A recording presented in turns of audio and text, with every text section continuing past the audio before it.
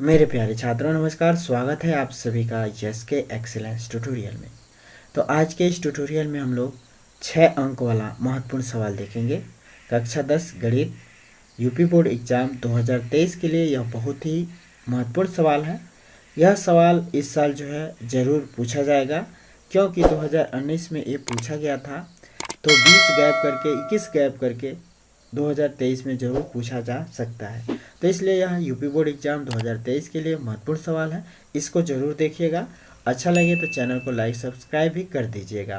तो चलिए दोस्तों, हम लोग इस सवाल को स्टार्ट करते हैं समझना और हल करना। देखिए, एक ठोस बेलन है, एक ठोस है, एक कोई ठोस आकृति है जो बेलन के आकार का है। एक कोई ठोस आकृति है जो बेलन के आकार का है तथा इसके दोनों सिरे अर्धगोलीय हैं। अब देखिए, इसको जो है क्या कह रहा है बता देते हैं।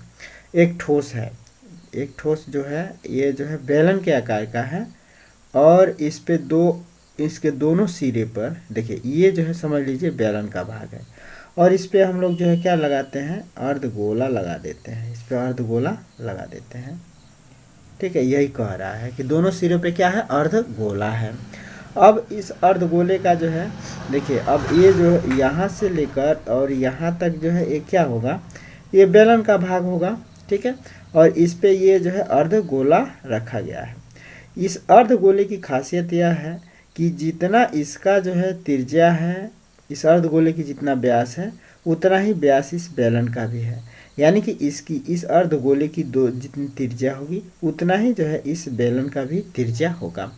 और देखिए, गोले का जो है खासियत ये होता है कि इसमें दो त्रिज्याएं होती हैं। गोले में जो है दो त्रिज्याएं होती हैं, एक ऐसे और एक त्रिज्या ऐसे होता है। ठीक है, ये आप लोग ध्यान रखिएगा। ठीक है, तो ये त्रिज्या जो है गोले में दो त्रिज्याएं होती हैं। ठीक है, अब इसमें देखिए क्या कह रहा है, कि बेलन की जो इस ठोस आकृति की जो संपूर्ण जो है, यहाँ तक समझिए, संपूर्ण जो है लंबाई 19 सेंटीमीटर है। ठीक है, 19 सेंटीमीटर है। ठीक है, और कह रहा है कि इसका जो व्यास है इस आकृति का, ठीक है, ये जो है 7 सेंटीमीटर है। यानी कि बेलन का व्यास 7 है तो जो है इस अर्धगोले का भी व्यास 7 होगा। ठीक है, तो आकार का इसके दोनों सिरे पर अर्धगोलीय है। इस ठोस की कुल ऊंचाई जो है 19 सेंटीमीटर है तथा जो है बेलन का व्यास 7 सेंटीमीटर है। ठोस का आयतन तथा संपूर्ण पृष्ठीय क्षेत्रफल ज्ञात कीजिए। इस ठोस का जो है भार भी ज्ञात कीजिए। धातु का जो है भार 1 सेंटीमीटर क्यूब धातु का भार जो है 4.5 ग्राम है।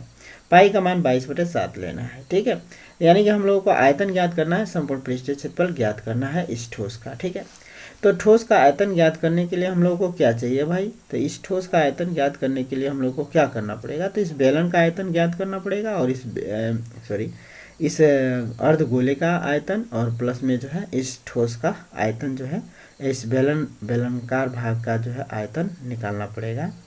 ठीक है, और दोनों को जोड़ देंगे तो ये हम लोगों का जो है क्या हो जाएगा, इस ठोस का आयतन निकल जाएगा। ठीक है, अब देखिए, इस बेलन का संपूर्ण जो है लंबाई दिया हुआ है 19 इस ठोस का, तो इसकी जो है हम लोग बेलन की अगर लंबाई निकालें तो जो है कितना होगा, तो देखिए ये व्यास है सॉरी, ये व्यास है, ये व्यास दिया हुआ है 7 सेंटीमीटर, तो इसकी त्रिज्या क्या हो जाएगी 7/2। तो 7/2 ये त्रिज्या हो जाएगी। ठीक है, तो ये भी 7/2 है, ये भी 7/2 है, तो 7/2 और 7/2। ठीक है, इसको जोड़ेंगे हम लोग तो जो कितना हो जाएगा, 7/2 7/2 14/2 और 2 7 14, यानी कि 7 होगा। ठीक है, मैंने दोनों का योग जो है कितना होगा 7। तो ये जो है हम लोग जो है यहाँ से लेकर यहाँ तक 19 है और ये जो है 7/2 और ये 7/2 घटा दें, यानी कि 7/2 घटाने का मतलब क्या हुआ कि 7/2 अधन 7/2 जोड़ के घटा दें, किसमें से, 19 में से। तो 7/2 अधन 7/2 कितना हो जाएगा 14/2 और 2 7 14 7। तो 19 में से हम लोग क्या घटा दें, 7 घटा दें तो कितना हो जाएगा 12। तो 12 सेंटीमीटर इस जो है बेलन की ऊंचाई हो जाएगी। 12 सेंटीमीटर इस बेलन की ऊंचाई हो जाएगी और इस बेलन की त्रिज्या क्या होगी, तो 7/2 होगी बेलन की त्रिज्या। अब यहाँ पे हम लोग हल कर देंगे। हल में लिखेंगे बेलन का व्यास बराबर है अर्धगोले के व्यास के, अर्धगोले के व्यास के बराबर है, तभी तो इस पे रखा गया है। ठीक है, अब चूंकि बेलन का व्यास जितना है अर्धगोले का जितना व्यास है, इसी प्रकार बेलन का जो त्रिज्या होगा, बेलन का इस प्रकार बेलन का जो त्रिज्या होगा, बेलन का त्रिज्या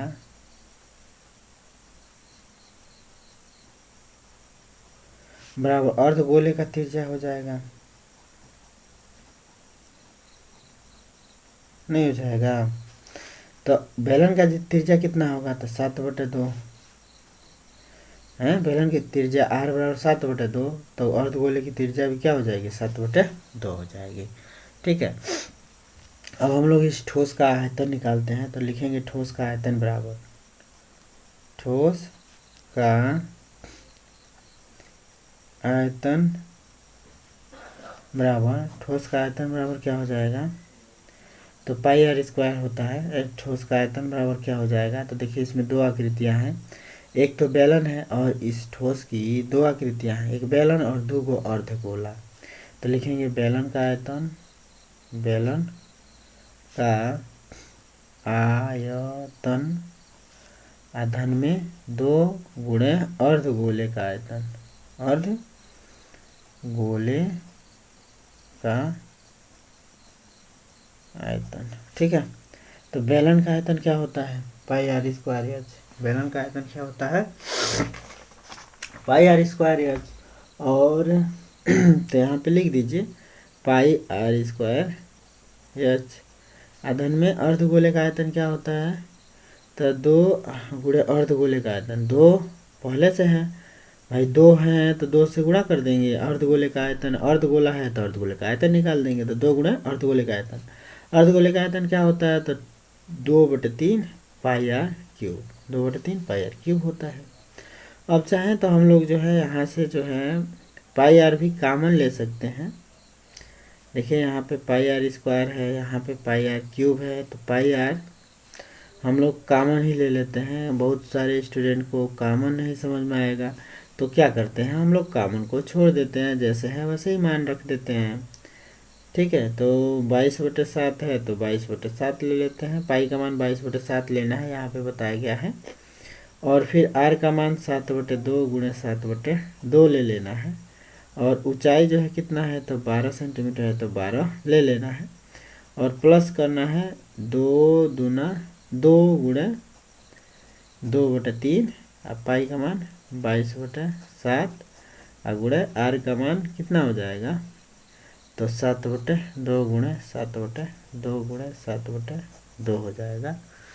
ठीक है, अब इसको सॉल्व करते हैं। तो 7 से 7 कैंसिल, 2 से काटिए 2 ग्राम, 22 2 कनम 2। अब कटेगा नहीं कटेगा, तो 11 गुणे 7 गुणे 12, 11 गुणे 7 गुणे 12 कर देंगे। अब बट्टे में क्या हो जाएगा, बटे में हो जाएगा 2। ठीक है, ये भी कट जाएगा, अगले स्टेप में काटते हैं। 2 छक्के 12। ठीक है, प्लस में क्या करेंगे, अब भाई 7 से 7 कैंसिल, 2 से 2 कैंसिल, 2 से 2 कैंसिल। अब यहाँ पे क्या हो जाएगा, तो यहाँ पे हो जाएगा 22 गुणे 7 गुणे 7 हैं, और नीचे क्या हो जाएगा 3 गुणे 2, नीचे 3 गुणे 2 हो जाएगा। 3 गुणे 2 हो जाएगा नीचे। अब क्या करेंगे हम लोग, तो 11 7 77, 11 7 77 और गुणे 6 हो जाएगा। 11 7 77 गुणे 6। धन में क्या हो जाएगा, 22 और गुणे 7 7 49, 22 और गुणे 7 7 49। अब बट्टे में क्या हो जाएगा, बट्टे में हो जाएगा 6, बट्टे में क्या हो जाएगा 6। चाहे तो फिर इसको भी हम लोग काट सकते हैं। 2 से 2 अगर हम 22 2 तिहाई 6 नहीं कट जाएगा। तो इसको हम लोग क्या लिख सकते हैं, इसका गुणा कर दीजिए। 6 सतह 42 के 2 हासिल 4, 6 सतह 42 और 4 46, 462। अब प्लस में जो है 11 गुणे 49 और बटे में 3 हो जाएगा। 3 का इसमें गुणा करके इसको गुणा करके जोड़ दीजिए। तो पहले 462 और धन में 11 गुणे 49 करते हैं। तो 49 का अगर 11 में हम लोग गुणा कर दें तो 49 49 9 9 4 13 3 1 और 4 1 5, तो हो जाएगा आपका 539 और बटे में 3। और फिर 3 से इसमें गुणा करके इसको जोड़ देंगे, ठीक है। क्योंकि भिन्न का जोड़ है तो इसका हर अगर 1 मानते हैं तो भिन्न के जोड़ करेंगे तो 1 और 3 का लौसत 3 होगा। 1 तिहाई 3, तो 3 से इसमें गुणा होगा 462 गुणा 3 होगा। और धन में 3 एक नम 3 भाई, 3 से इसमें भाग देंगे 1 आएगा। 1 का इसमें गुणा करेंगे तो 539 से होगा। अब इसको सॉल्व कर दीजिए। तो 3 दूना 6, 3 दूना 6, 3 छः 18 के 8 हासिल 1 और 3 चौको 12 1 13, ठीक है। अब प्लस में जो है 539 और बटे में 3 हो जाएगा, ठीक है। बटे में 3 हो जाएगा। अब क्या करेंगे, फिर इसको जोड़ दीजिए। तो 9 6 15 के 5 हासिल 1, 9 6 15 5 हासिल 8 3 11 के 12 के 2 हासिल 1 और 5 3 8 1 9 और 1 के 1 को, तो 19 25 और बट्टे में क्या हो जाएगा 3, ठीक है। अब 3 से इसमें भाग दे दीजिए। 19 25 में 3 से भाग दे दीजिए। 3 छः के 18, 1 हो जाएगा 2, 3 चौका 12, खत्म हो जाएगा। ये हो जाएगा आपका 5, 3 एक 3 हो जाएगा। ये हो जाएगा 2, ठीक है, 2 हो जाएगा। भाग नहीं जाएगा 3 से तो दसवां लगा लेंगे, 0 बढ़ा लेंगे। 3 छः के 18, 3 छः का कितना हो जाएगा 18, तो यहाँ पे 18 लिख देंगे। 10 में से 8 जा 2, ये जो है क्या हो जाएगा ख़त्म हो जाएगा। फिर जी यानी कि 3 छः के 18, 3 छः के 18 ही चलता रहेगा, ठीक है। तो इसको हम लोग काट देते हैं और यहाँ पे लिखते हैं 6 4 1 दशमलव 6 6 6। तो इसको निकलतम एक अंक तक ले लेते हैं तो ये हो जाएगा 7, ठीक है। मैंने 2 अंक तक निकटतम ले हैं तो ये 6 से बड़ा आ रहा है 5 से, तो इसमें एक जोड़ लेंगे तो 6.67 हो जाएगा, यानी 647.67, ठीक है। तो इतना सेमी क्यूब जो है इसका जो है क्या हो जाएगा आयतन हो जाएगा, इतना सेंटीमीटर क्यूब आयतन हो जाएगा। तो इसका भार ज्ञात कर लेते हैं, ठीक है। आयतन हो गया तो भार बराबर, अब आयतन तो इतना हो गया, इस ठोस का आयतन, अतः लिख सकते हैं अतः ठोस का आयतन कितना है, तो 641.67 सेंटीमीटर क्यूब है, ठीक है। तो भार बराबर, तो अब हम लोग भार निकाल देते हैं इसका। तो भार बराबर क्या होता है आयतन गुणे घनत्व, आयतन गुणे घनत्व होता है। घनत्व का मतलब 1 सेंटीमीटर क्यूब में कितना ग्राम, ठीक है। तो घनत्व होता है तो आयतन कितना है 641.67 गुणा घनत्व कितना है 1 सेंटीमीटर क्यूब का भार जो है 4 दशमलव कितना है तो 5 है, 4.5 है, ठीक है, ग्राम, ठीक है। तो इसका इसमें गुणा करा दीजिए। तो इसका अगर आप इसमें गुणा कराते हैं ना तो गुणा कराने पर आपका आ जाएगा 2887.5, गुणा कराएंगे तो 2887.5 ग्राम ये भार हो जाएगा। 2887.5 ग्राम इसका जो है भार हो जाएगा, ठीक है। तो भार इतना हो गया। अब हम लोग जो है क्या करेंगे इसका पृष्ठीय क्षेत्रफल ज्ञात कर लेते हैं। इस ठोस का पृष्ठीय क्षेत्रफल ज्ञात करते हैं। तो यहाँ पे जगह है इतना मिट जाएगा, यहाँ पे लिखते हैं ठोस का पृष्ठीय क्षेत्रफल बराबर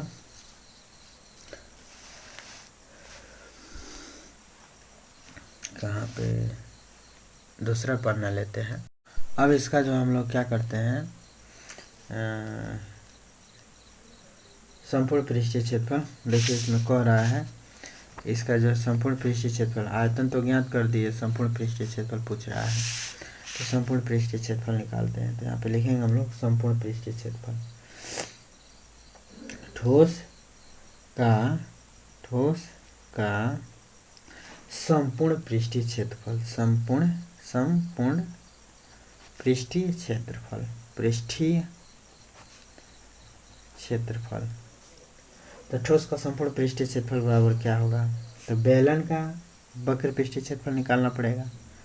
बेलन का वक्र पृष्ठीय क्षेत्रफल, बेलन का वक्र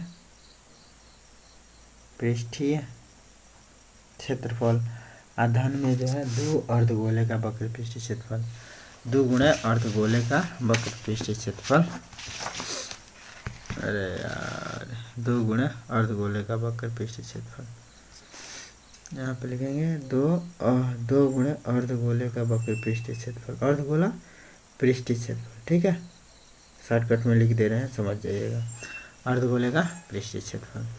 अब यहाँ से हम लिखते हैं बेलन का वक्र पृष्ठीय क्षेत्रफल क्या होता है, तो बेलन का वक्र पृष्ठीय क्षेत्रफल जो है होता है 2πr/h, 2πr/h अधन में 2 गुणे अर्धगोले का पृष्ठीय क्षेत्रफल क्या होता है, तो अर्धगोले का पृष्ठीय क्षेत्रफल क्या होता है, तो अर्धगोले का वक्र पृष्ठीय क्षेत्रफल होता है 2πr/h, 2πr² होता है, 2πr² होता है। बेलन का पृष्ठीय क्षेत्रफल, बेलन का नहीं, अर्धगोले का पृष्ठीय क्षेत्रफल, यहाँ पे अर्धगोले का पृष्ठीय क्षेत्रफल लेना है ना, 2 गुणे अर्धगोले का पृष्ठीय क्षेत्रफल, ठीक है। तो यहाँ पे भाई बेलन का वक्र पृष्ठीय क्षेत्रफल अर्धगोले, 2 अर्धगोला है तो इसका वक्र पृष्ठीय क्षेत्रफल निकालेंगे ना, ये गोला है अर्धगोले का पृष्ठीय क्षेत्रफल, तो अर्धगोले का पृष्ठीय क्षेत्रफल क्या होता है 2πr² होता है, चूँकि 2 है तो इसलिए 2 से यहाँ पे गुणा कर देंगे। तो अब यहाँ पे मान भर देंगे, 2π का मान 22/7, r का मान 2πr²,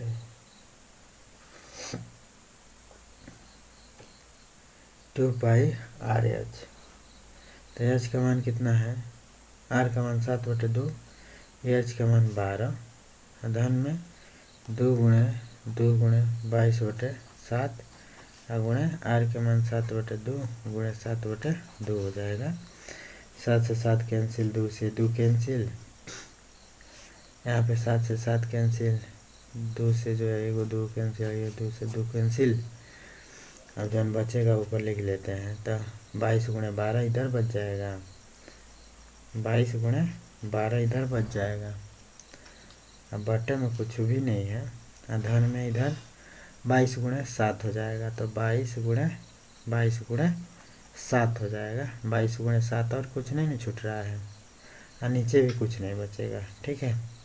तो 12 दूनी 24 के 4 हासिल 2, अब 12 दूना 24 2 26, 264 धन में 7 दूना 14 के 4, 7 दूना 14 15, अब इसको जोड़ दीजिए, अब इसको जो है आप लोग जोड़ दीजिए, तो 4 4 8, 5 6 11 के 1 हासिल 1, 2 1 3 1 4, तो 418 सेंटीमीटर स्क्वायर, ये हो गया आपका कुल पृष्ठीय क्षेत्रफल, ठीक है, ये कुल पृष्ठीय क्षेत्रफल हो गया, तो ये भी जो है आपका एक आंसर हो गया, ठीक है।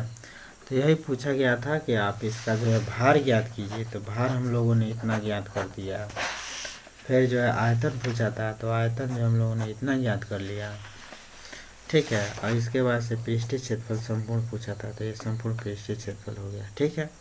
बस इतना ही है, कहानी समझ में आया हो तो आप लोग चैनल को लाइक सब्सक्राइब कर दीजिएगा, और नहीं आया हो तो कुछ कमेंट लिख दीजिएगा, हमको जो है सुधारने का मौका दीजिएगा। तो फिर मिलते हैं अगले वीडियो के साथ, तब तक के लिए जय हिंद।